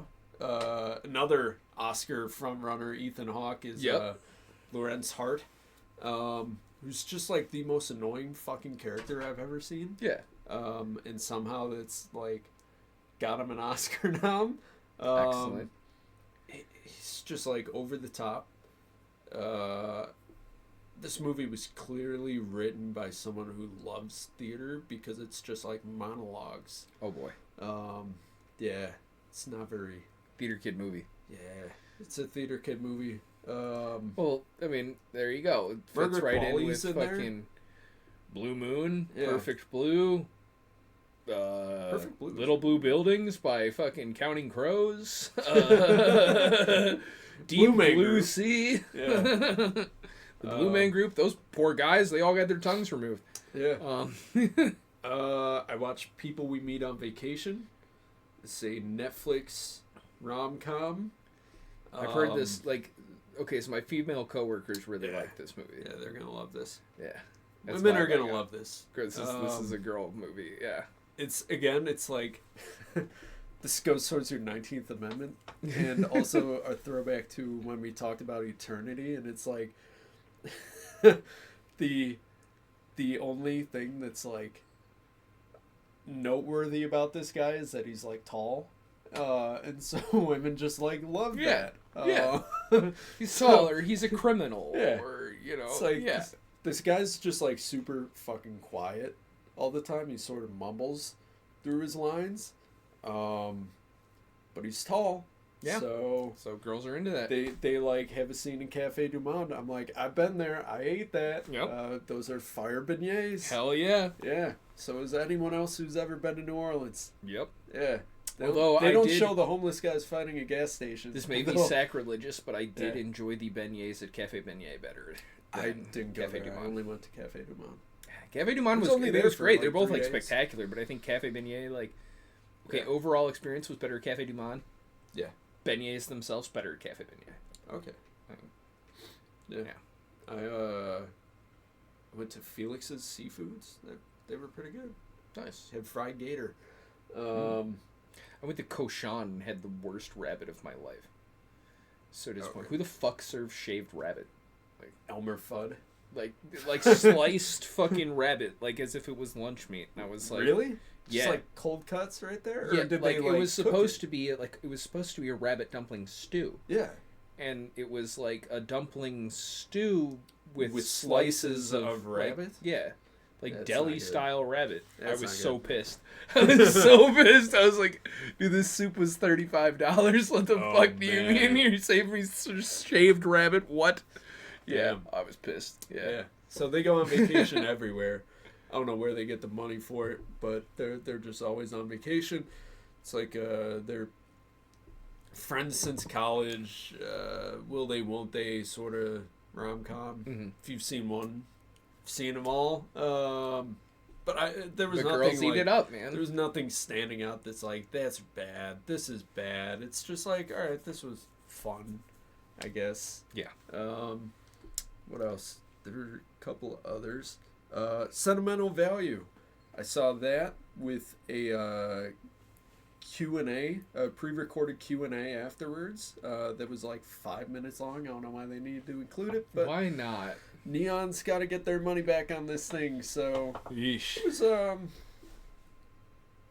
this was a movie that would have been a lot better if it was only an hour long. Yeah. Did it have an ad for like? This is the one that takes place in Japan, right? No, not Japan. Which one was Norway. That? Which one in was Japan, the one with that was fucking Rental Family? Rental Family. Yeah. Did you see that at all? No, I want to. Okay. Yeah. It was charming. Yeah. It was charming. Parts of it really tug at the heartstrings, but it's nice. Sentimental Value. This is the one with Sean Bean. Stellan Skarsgård. Yeah, Stellan Skarsgård. And Renat something. And Elle Fanning. Yeah. So Stellan Skarsgård is basically a stand-in for Lars von Trier. This was directed by Joachim Trier. Okay. And so this movie is basically like, this guy's a director, spent the whole time of his children's when daddy doesn't have enough time for me, right? Off filming movies, getting drunk, only calls them when he's drunk. When it's half he does a Hurry Up Tomorrow. I want a Big Mac and some crispy fries. That was better than Hurry Up Tomorrow, wasn't it? So he like shows up and he writes a movie and he wants his daughter to star in it and he wants it to be filmed at their childhood home, and the daughter's like, nah, I don't want to do that, even though she's like an actress, a good actress, but she's like, you've never even like stayed through a full one of my performances. And he's like, you're right. So they go through some some family troubles. You know, they just sort of back and forth, and the sister's involved, and the sister, I thought, put in the best performance of the movie. Elle Fanning was pretty good too. She's the fat one. She had her legs in this one. Or she the hot one? Elle Fanning? Dakota got fat, right? I don't know. The one who's in Zombieland Double Tap or whatever? No, it's Zoe Deutsch. No, there's a Fanning in this fucking thing. She got fat. Elle Fanning is in Predator Badlands. Okay, yeah, no. So she's the hot one. So Dakota's the one who was the child star, and then she got fat. Yeah, I guess. Yeah. I haven't seen Dakota. She got Fanning. portly pig. Okay. Yeah. But she's like my sized. Elle was with a better beard. Elle was clearly trying to better beard. Elle was looking her most God, what's her fucking name? Emma something. She was in Begonia. Oh, Emma Stone. She's trying to look her most like Emma Stone in this movie. Did she get Emma stoned? She did. She got a little drunk with Stone Skarsgård on the beach. Did dirty things with this old man? No, nothing. None of that. No, just like, oh yeah, I feel like this movie isn't for me because you're asking me to dye and cut my hair like your daughter, and that's weird. And so she dips, does the right thing. It's a good movie. See it for the performances of the two sisters. Is this in English? Mixed English and Norwegian, but yeah, good movie. But performances, I think you may have best supporting between her and Amy Madigan. The sister, I don't even remember her name. Ilga or something. I don't know. Igna. What did we talk about? We talked about Send Help. I did not talk about Hamnet. Hamnet. This one will tug at your heartstrings. You get to see this one. Jessie Buckley in her Hamnets. Yeah. Yeah. Jessie Buckley plays like Agnes Shakespeare, who's William's. I'm still waiting for my Jessie Buckley nude scene movie. Do we get there? No. Then I don't care. No. So she's like some forest woman. Like everyone's convinced her family is just like fucking witches. And you know they're artists, so they don't do anything to dissuade them of that notion. So yeah, William keeps going to London to work on his plays and write, and they have 3 children. They have a daughter and then a set of twins, and the twins, the girl comes down with the case of the plague, and the son goes over and takes her place and confuses death, you know, and so the son dies of it instead, and the daughter gets better. And like, Shakespeare, you weren't fucking here, bro. You were in London. Like, you weren't here. Yeah. I had to take care of these kids while you were off writing your fucking play. Fuck you. Go back to London. Mm-hmm. So then she goes and witnesses the play Hamlet and watches that all transpire. And like, it's a very moving movie, you know, but as I talk about it, the more I talk about it, I'm like... As you're talking about this, I'm just like, what part of this is intriguing? it's her watching, like, at the end when she's watching the performance of this actor playing a grown version of her son, basically, mm-hmm. and, like, she's going through it, like, yeah, you feel it. She gave a hell of a performance. Jessie Buckley is a hell of an actress. Paul Mescal gave a hell of a performance, even though I couldn't get over his fucking earring. Why does he have an earring? Shakespeare had an earring. Did he? Yeah. I don't like that. Yeah. This is like the Tiffany problem. Uh-huh. You know, where the name Tiffany goes back like hundreds and hundreds of years, but like it doesn't sound right. It sounds too modern. Yeah. That earring, I don't like it. You know, he had an earring. Take it out. I don't like that shit. Fucking Jew. Yeah. Is he Irish? I don't know. I don't know. All I know is he rewrote the Bible. So, you know. Who? Shakespeare? Yeah. Oh, yeah, no, he he's wrote the English. King James. I thought you were talking about Paul Mescal. No. I was like, rewrote the fucking Bible? Are you kidding? No, Shakespeare. Wow. Yeah. Why is that not talked about? No. All I know is that, you know, the same guy who wrote fucking Hamlet wrote the Bible, so yeah, grain of salt that. there were like 12 authors on the original, so That's 12? Come on. Oh, dude, you're very modest. On, 12 main players, Uh-huh. a bunch of other footnotes. a bunch of people sitting in a room deciding, ooh, you know what? I don't like how that makes us look. Yeah, we're taking that chapter out. Yeah, you know what? I don't know if this lesson will help us control our people better. 2,000 years later, out. what do we have? We got Spotlight. We got a bunch of fucking pedophiles running around the country. We got the Jeffrey Epstein files. Yeah. We got fucking, dude, it's all fucked. What it led to. It's all fucked. Shakespeare should have done something more. He should have rewritten that better. You know? What else did I see? I saw The Holdovers. Finally got around to watching that. Paul Giamatti. Yeah. At a college campus with just a kid, lunch lady, and it was good. It was fine. Didn't really, nothing special. Yeah. I haven't heard a single thing about it since it came out. It looked good because it was filmed using like older techniques, I'd say. It wasn't filmed like a modern movie. There was no super short focus. It was the whole frame was in deep focus, so it looked like an older movie, but it was fine. What else? Oh, Wonder Man. Yeah, I want to hear about Wonder Man. Because Wonder Man, I'm about to watch this just for the fact of I watch all the Marvel content. But yeah, so this guy Simon's a struggling actor, trying to make it, and the Department of Damage Control is after him because he's got powers, and he's dangerous. But he doesn't And have so they powers. send- Isn't that the whole shtick? No, he's got powers. Yeah, it's So, obvious. Like, they, they don't make a fucking TV show yeah. in Marvel about a guy who has no powers. Like, I'm watching this trailer and I'm like, They made Iron Man. this is crap. Yeah, but so- he's good. He's yeah, got money. Yeah, he's Yeah. got money. It is This super isn't hard. a struggling actor. Yeah. The show is well shot, but like it's You know what it looks a like Marvel is- Spotlight production. It so looks it's- like Rocket City. yeah, Yeah. yeah, yeah. It kind of does. When I was watching the trailer, I was like, Um, this just looks like the trailer for Rocket City. So they send Trevor Slattery, Ben Kingsley as the Mandarin as Trevor Slattery, to go and be an informant and One of the go get this last guy. few like treasures of the MCU. Dude, he's so good in this. He's too. great He's as Trevor so good in Slattery. this, and I'm like, why does he keep coming back? This is the only good part left. Yeah. They had to bring Chris Evans back and fucking Robert Downey Downey Jr. Jr. back because they realized, oh my god, we can't keep doing this. Yeah. You know?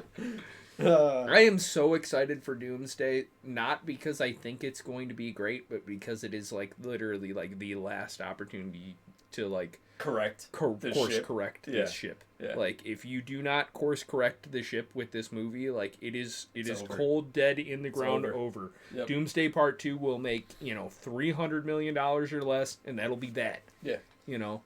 Like So, Wonder Man, I feel like does a good job. Like I'd like to see more of it, but at the same time, it's like one of those Marvel Spotlight productions. So it's like a what was the one with the Werewolf by Night, Yeah, Werewolf by Night. which is widely regarded to be one of the best Yeah. Disney streaming things. Yeah, and this one was like well written, but they just like constantly have to refer to other movies and film. And it's like I get this a love letter to film and all that shit, but quit brown nosing. It's a Disney Like, love we're letter. brown It's nosing, got to be pretty simple, pretty yeah. on the fucking nose, Yeah. So, yeah, it's good. 8 episodes, they go by pretty quickly. So, yeah, Excellent. Oh yeah. Well, okay, we'll check that out.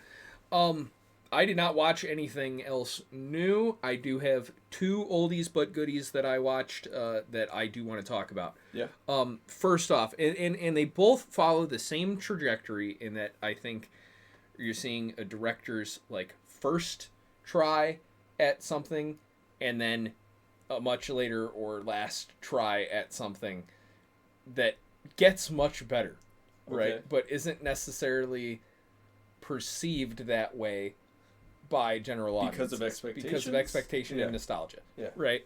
So, first off, this is a good, I think the more clear example of the two.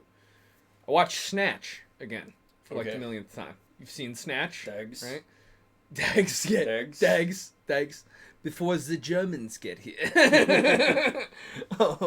Yeah, so great. That's all I remember from it. It's dude, That's yeah, it. and that's all. It. That Yeah. and Brad Pitt gypsy fighter guy. Yeah. Like that's pretty much all that's all I worth remember. remembering anyway. Yep. So I watched Snatch, and one of my wife and I's favorite movies of the last 5 years is The Gentleman. And so I'm like I love that watching. movie, yeah, yeah. I love it. Yeah. Right? It's great. It's a great movie. Did we see that together? Yes, Did we all did. three of us Yeah, go all see three of that? us went and saw that. Yeah. And Good time. oh yeah, Good time. absolutely. We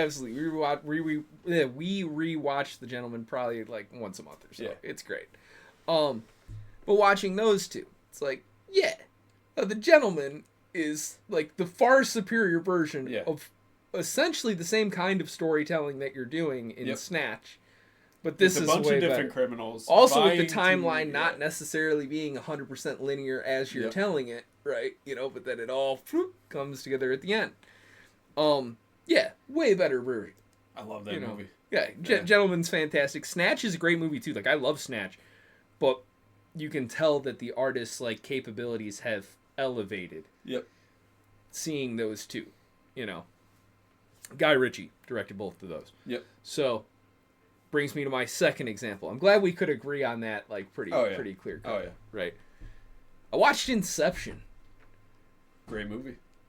It's a pretty good movie. Yeah. Pretty good movie. Yeah. You know, for the time that it came out, like groundbreaking in the not only the storytelling, Visual effects. the visual effects, right, and a star-studded cast. You It know, was the first movie named Inception, which like no one had done before, so that Right. was pretty cool. it was a huge thing. You know, like it really like was part of like triggering what people perceive Christopher Nolan as now. Right, you think of Inception, you think of Interstellar, like you think of Blockbuster you know, movies. right, not blockbusters, The tied Dark to- Knight. You know, Not even tied to superheroes Right. at the time. Right. So you know, yeah.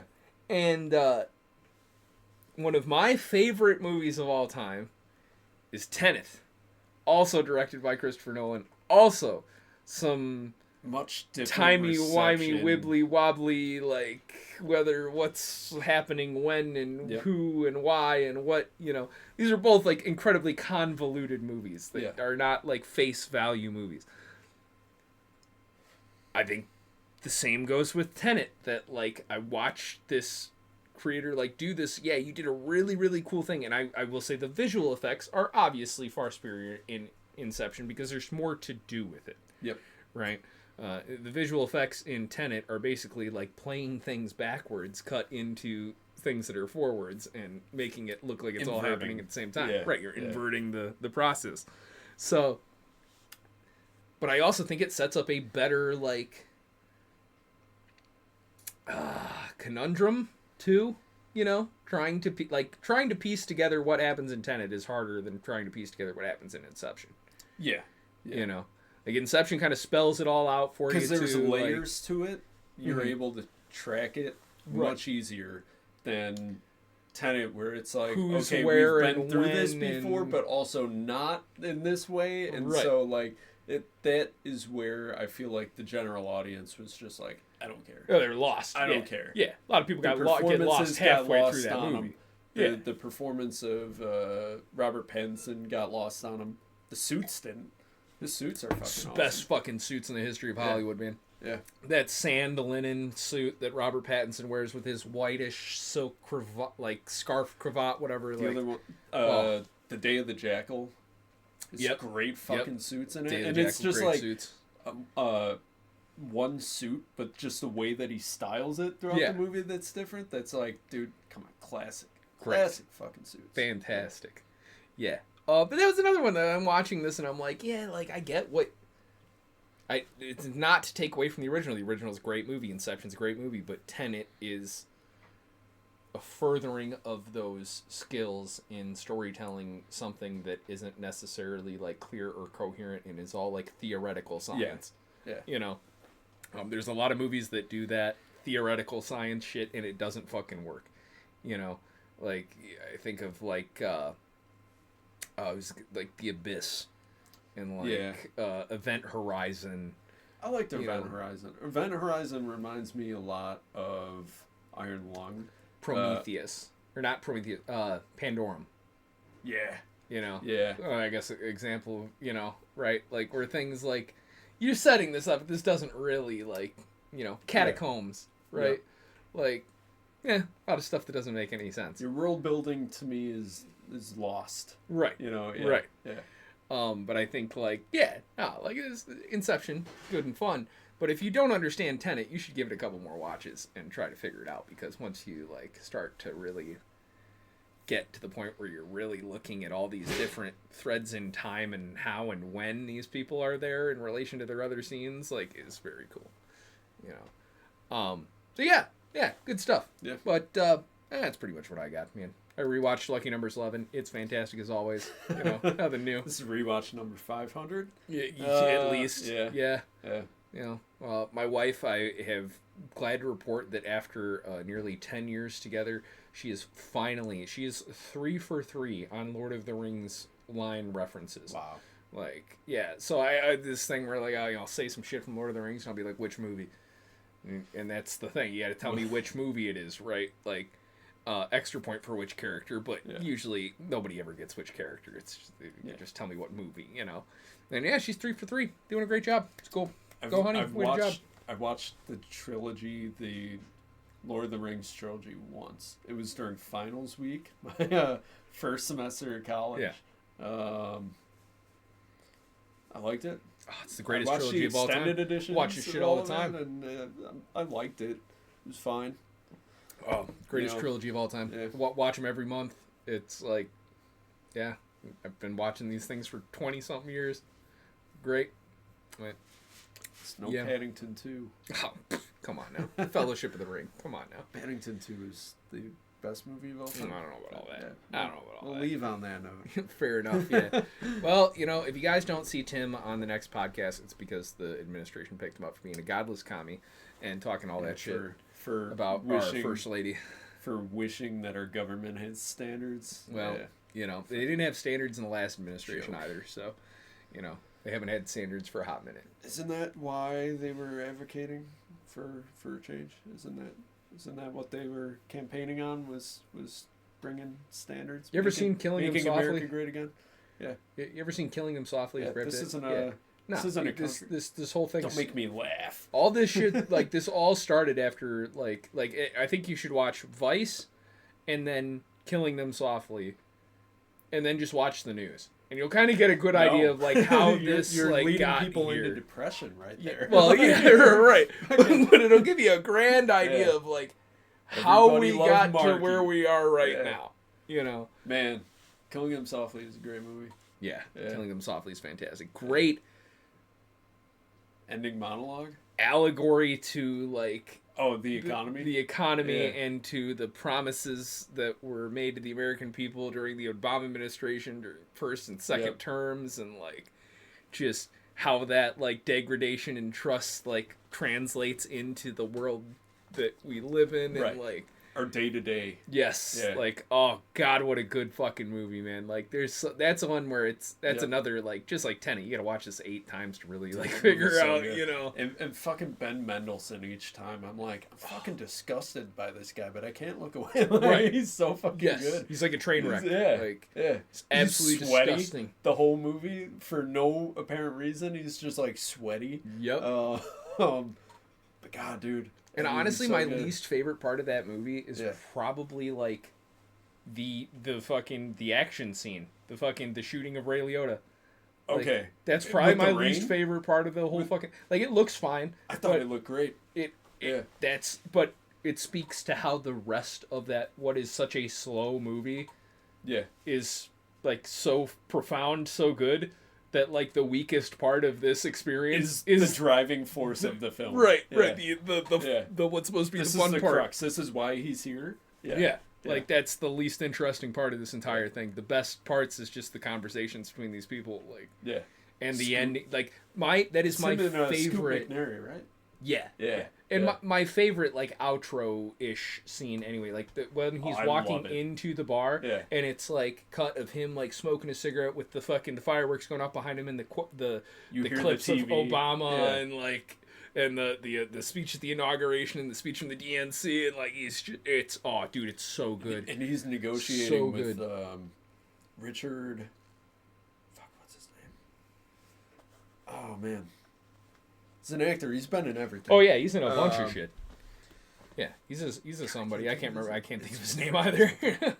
We're bad at this, Tim. I know his name. I'm just dropping the fucking ball. I just like his the last line of the movie. Where's my fucking money? Yeah. You know? Now fucking pay me. That's what it is. Now fucking pay me. Yeah. That's the... Think America's a country? Don't make me laugh. America's a business. Now fucking pay me. Hell yeah. Great movie, dude. Hell yeah. Great fucking movie. Well, but like he's the, you know, the American people that were failed by this fucking system. Like Richard Jenkins, dude. Yes. Richard Jenkins. Yes. Yeah. Super good, man. Wanted to call him Mr. Doback. Mr. Doback. Oh man. Yeah. So yeah, if you want to understand why politics are fucked, watch Vice and then watch Killing Them Softly and then watch our podcast. And then go to BetterHelp.com. And then go to BetterHelp, right? Yeah, don't watch Melania after that because you'll just be like... BetterHelp, if you're listening, I would like a real sponsorship would be great. Yeah.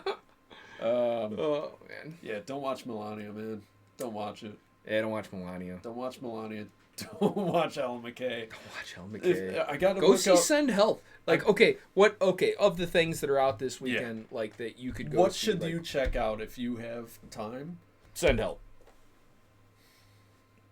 Because, like, while Iron Lung is a cool, interesting thing, like, if you're a general audience it's probably member, not going to be in theaters after fucking no, it won the box office for the weekend. Yeah, like it made more money than Send Help. Yeah.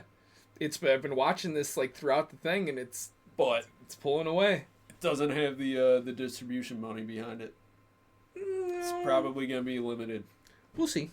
It'll be limited. If it makes a bunch of money, it'll keep going. You know how much fucking money Markiplier has from Stream? Like... Not more than a film studio. It only takes, what, $40-60 million to market and edit this shit? Only. Yeah. Yeah, I spent that last week. Yeah, no, like, dude, like, Penguins has an ungodly amount of money, dude. Yeah. Like, fucking Markiplier, like, that's a drop in the bucket. There's so much ridiculous amount of money at the top of streaming, like, it's insane. Damn. Yeah, it's insane. We gotta cash in on that. Dude, like, yeah, why do you think Mr. Beast is able to fucking just, like, you know? He's got connections. Yeah, but he's got connections. Before he, like, had TV shows on Amazon, he was just those. like, ta-da! Yeah. You know? Yeah. So, I don't know, man. But, good but for if you, you have Markiplier. the money, Hell yeah. Go see Send Help. Mm-hmm. Go see, what else is still in theaters? I know they're airing a lot of these, The Housemaid is still in theaters. Yeah, and it's still, like, selling out every time. Yeah. It's still good. The Housemaid's really good. I would still, like, if you haven't seen The Housemaid, go see The Housemaid. Yep. If you haven't seen The Housemaid, go see Send Help. But Send Help's pretty good. If you have access to Hamnet, go see Hamnet. Go see something I'm sorry, Jesse. Like, I'm not seeing another movie until you whip them titties out. Like, it's it. So I'm sorry. Like, a great actress and all that, but, like, come on now. Don't Rachel McAdams me. Fucking blue ball me for your entire career. Come on now. She got a Bride coming up. The Bride. Yeah, but are they gonna be like dead titties? Yeah. I'm not a necrophiliac. Seen that black shit on her face? Yeah. It's gonna be that, but just like the aerial. I'm not a necrophiliac, Tim. Come on now. Ay. Yeah. You would go see Melania if you were. Fucking. There's tapes of her on Epstein Island. I mean, well, you know.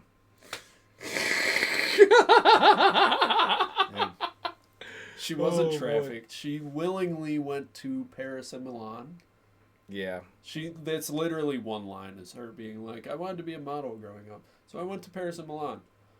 Now the inauguration is in 2 weeks. It's like, how do we jump from child in Slovenia to here?